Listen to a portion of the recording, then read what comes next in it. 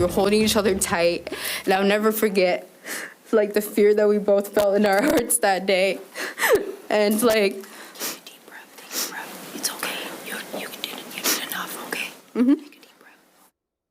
Detained, released, and arrested again. Nasra Ahmed is one of 16 new charges announced by the United States Attorney General. And like Ahmed did, most of those arrested today have spoken out to the media, accusing ICE of going too far. The Attorney General called them rioters who resisted federal arrests. Those 16 people are in federal court right now. And there are new details about Saturday's deadly shooting of Alex Pretti. The federal agents who opened fire are on leave. Initially, we were told they were reassigned out of state, but now Homeland Security says they've actually been on leave since Saturday. And despite the shifting tone we've seen from the White House after that shooting, Operation Metro Surge continues. Some new video shows an SUV's shattered windows after federal agents arrested 2 people in Minneapolis. Kristi Noem must resign or face impeachment.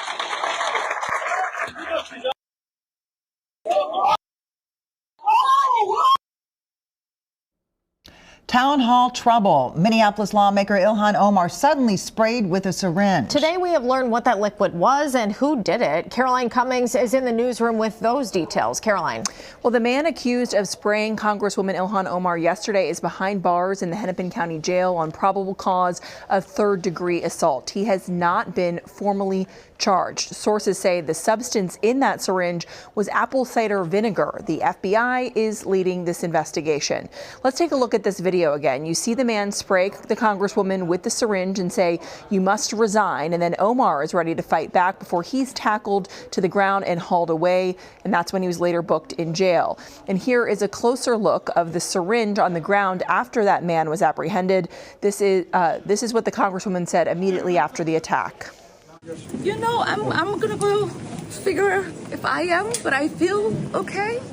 I feel that it is important for people, whether they are in elected office or not, to allow these people to intimidate us, to make us not fight for our constituents and for the country we love. And as I said, you know, I've survived war, and I'm definitely going to survive intimidation.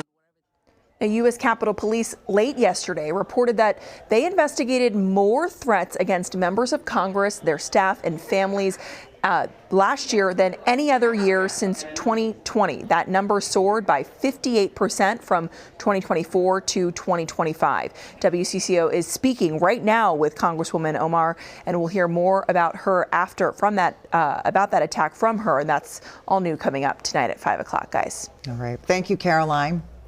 New video of protests taking a tense turn outside the Texas facility holding a 5-year-old boy from Minnesota and his father.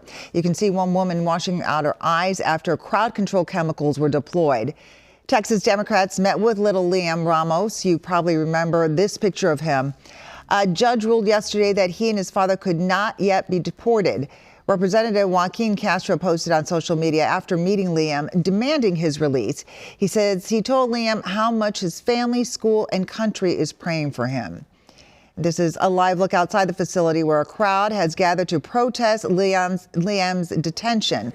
Lawmakers are expected to report back on what they saw inside that facility in just minutes.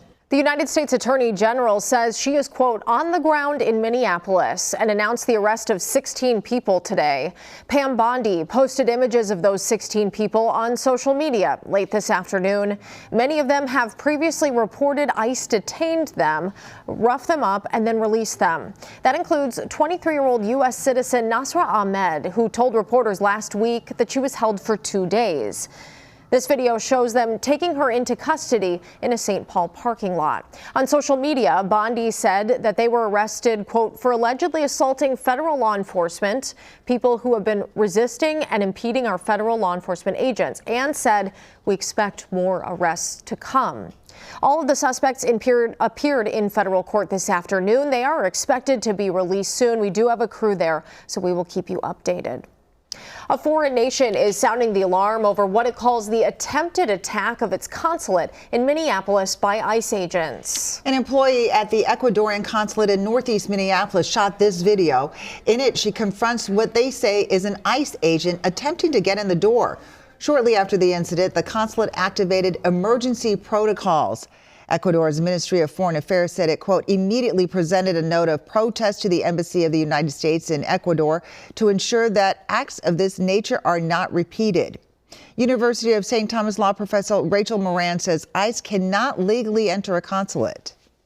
I don't know whether the agents are unaware of the law that prevents them from just entering an embassy without the embassy's consent, or if this is a power grab like we've seen from the agents in a lot of other contexts where they're simply blatantly doing something illegal.